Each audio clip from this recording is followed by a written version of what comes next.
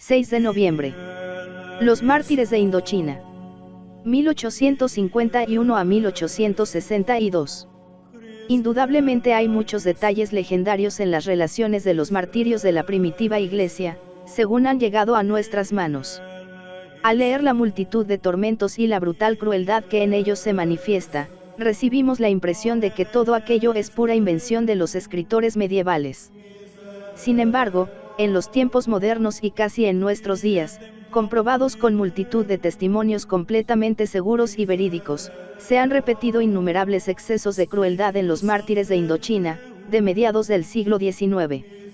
De ello se deduce que los instintos de crueldad son ingénitos en la naturaleza humana, y en los momentos de apasionamiento salen al exterior en la forma más brutal y repugnante. Recordemos, aún en nuestros días, los extremos de crueldad y barbarie cometidos por los comunistas con multitud de católicos. Indirectamente, esto prueba con toda suficiencia que no hay que rechazar tan fácilmente aquellas actas de mártires solamente por el motivo de lo inverosímil que resulta la multitud y la crueldad de los tormentos. El día de hoy se celebra de un modo especial la conmemoración de los beatos Jerónimo Hermosilla y sus dos compañeros mártires, pertenecientes a la Orden de Predicadores, sacrificados por Cristo en 1861 en la región del Tonquín. Pero, al mismo tiempo, se celebra la fiesta de otros mártires de Indochina que dieron su sangre por Cristo durante estos años de la más horrible persecución. Algunos fueron beatificados en 1900, 1906 y 1907, y recientemente otros 25 fueron elevados a los altares por Pío XII en 1951. He aquí algunos datos más importantes de los principales entre ellos. El beato Jerónimo Hermosilla, insigne dominico y misionero español, era vicario apostólico en el oriente del Tonquín, y al estallar la persecución fue apresado por el mandarín Nguyen. Pero, habiendo logrado escapar de la prisión, continuó en secreto su actividad apostólica entre los naturales, hasta que, por la traición de un soldado, fue encarcelado de nuevo juntamente con otros dos misioneros dominicos, los beatos Valentín Berrio Ochoa, vicario general del Tonquín Central, y Pedro Almato. Berrio Ochoa era vasco de nacimiento y de noble familia, pero, habiendo ésta venido a menos, se dedicó algún tiempo al oficio de carpintero ebanista hasta que ingresó en el seminario y luego en la Orden de Santo Domingo. En 1856 vio al fin realizadas sus ansias de ir a la Indochina, donde, nombrado bien pronto vicario general, llevaba una vida oculta en medio de los mayores peligros a causa de la persecución, cuando fue descubierto por un apóstata. El padre Almato era catalán, que hacía 6 años realizaba una ímproba labor en la misión dominicana del Tonquín, a pesar del deplorable estado de su salud. El padre Hermosillo intentó pasar a la China juntamente con el padre Almato, pero era ya tarde. Apresados, pues, los 3 insignes misioneros de la Orden Dominicana, dieron generosamente su sangre por Cristo, siendo decapitados. Es interesante, a este propósito, el plan que, según consta por muchos documentos fidedignos, seguían aquellos sanguinarios enemigos del cristianismo. Como se dice en una de sus proclamas, todos los cristianos deben ser concentrados en las poblaciones no cristianas, las mujeres separadas de sus esposos y los niños de sus padres. Los pueblos cristianos deben ser destruidos, y sus propiedades distribuidas entre otros. Todo cristiano debe ser marcado en su frente con la expresión falsa religión. Entre los más insignes mártires de esta persecución, debe ser considerado el beato Teófanes Bernard, de origen francés, quien ya en su juventud había soñado en el martirio, que al fin sufrió en Tonquín a los 31 años de edad, víctima, él y sus compañeros, de las más horribles crueldades, tan típicas de esta persecución.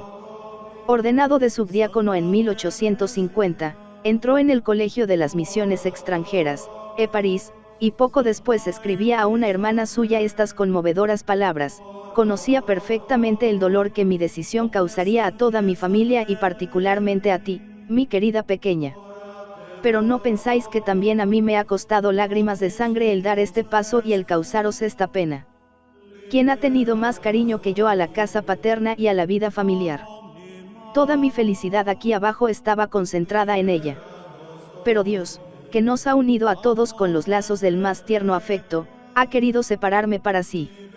Su salud delicadísima retrasó su ordenación sacerdotal, pero, Apenas realizada esta en 1852, partió Teófanes para Hong Kong, y después de dedicarse 15 meses al aprendizaje de la lengua, pasó en 1854 al Tonkin. Más de 5 años trabajó con un celo incansable, luchando a la vez con su mala salud y con los horrores de la más implacable persecución.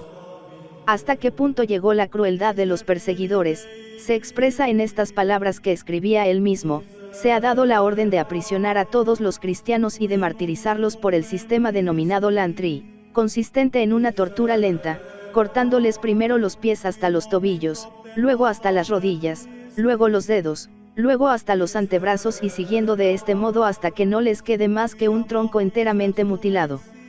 Son interesantes los datos que comunica sobre los sufrimientos a que se veían sometidos y la situación desesperada en que se encontraban, todo lo cual es la más elocuente prueba del elevado espíritu que a todos les animaba.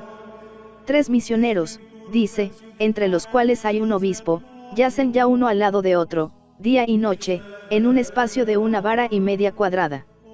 No tenemos más luz ni más aire para respirar que 3 agujeros del grosor de un dedo, practicados en la pared, que nuestra anciana sirvienta se ve obligada a ocultar por medio de unos manojos de leña tirados por fuera. En noviembre de 1860 fue apresado y metido durante 2 meses en una caja, semejante al calabozo descrito anteriormente. Pero él se industrió para escribir desde allí: estos días los he pasado tranquilamente. Todos los que me rodean son respetuosos conmigo y me quieren. No he sido sometido a tortura, como mis hermanos. Sin embargo, debido a la brutalidad del verdugo, al ser decapitado, se cometió con él un espectáculo horripilante, después de lo cual, según lo describe uno de los testigos, una gran turba de gente se abalanzó sobre el cadáver con el fin de empapar lienzos de lino y pañuelos de papel en la sangre del mártir. Esto sucedió el 2 de febrero de 1861. En 1851 y 1852 fueron decapitados otros 2 misioneros de las misiones extranjeras de París, los beatos Augusto Escofler y Juan Luis Bonnard. Escofler, al estallar la persecución el año 1851, fue apresado y tuvo que sufrir horriblemente en la cárcel, con el gran marco de madera que la agarrotaba el cuello y los pesados grillos que apresaban sus miembros, además de la suciedad y de la compañía que lo rodeaba. Entre los demás mártires de esta horrible persecución, citemos al beato Esteban Teodoro Guénot, quien por su dignidad de obispo y sus relevantes méritos merece ser destacado de un modo especial. Ingresado en el Seminario de Misiones Extranjeras de París, llegó, en 1829, a Enam. Dedicado de lleno al trabajo misionero, al estallar en este territorio la persecución en 1833, se refugió en Siam junto con algunos seminaristas indígenas, pero, no obstante todas las contrariedades que se sucedieron, se acreditó de tal modo por su intrepidez y abrasado celo, que en 1835 fue consagrado obispo auxiliar de Mgr. Taberd. Entretanto continuaba la persecución devastando las cristiandades del Enam. Sin embargo, Mgr. Guénot se arriesgó a entrar en aquel territorio, procurando desde sus escondrijos sostener a los cristianos indígenas e instruir y alentar a los catequistas. 15 años duró este trabajo agotador de Mgr. Guénot, con el cual logró organizar 3 vicariatos apostólicos separados en la Cochinchina, cada uno de los cuales servido por unos 20 sacerdotes, siendo así que al llegar no había más que una docena para todo el territorio. A los 25 años de episcopado, durante los cuales no había cesado la persecución, se desencadenó una nueva racha de fanatismo en la provincia de Bindín, que hasta entonces había gozado de una relativa paz.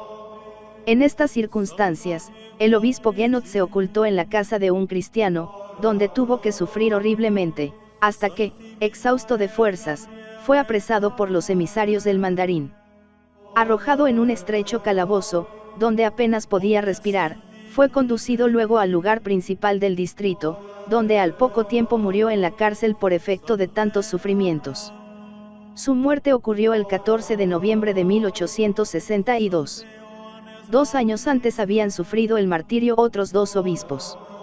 Los 25 mártires del Tonkin, beatificados en 1951 por el Papa Pío XII, Sufrieron el martirio entre 1857 y 1862 durante la persecución de Yuduk.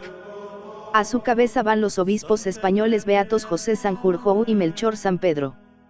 Poco antes de morir por Cristo, escribía el primero: estoy sin casa, sin libros, sin ropa. No tengo nada. Pero estoy tranquilo y soy feliz por verme digno de parecerme un poco a nuestro Señor, que dijo que el Hijo del Hombre no tenía dónde reclinar su cabeza. Los demás eran indígenas indochinos, y excepto 4, todos eran laicos. El ejemplo de tan heroicos mártires, tan próximos a nosotros, es particularmente apto para alentar a los cristianos de nuestros días en medio de los combates que nos exija el cumplimiento de nuestros deberes profesionales y religiosos.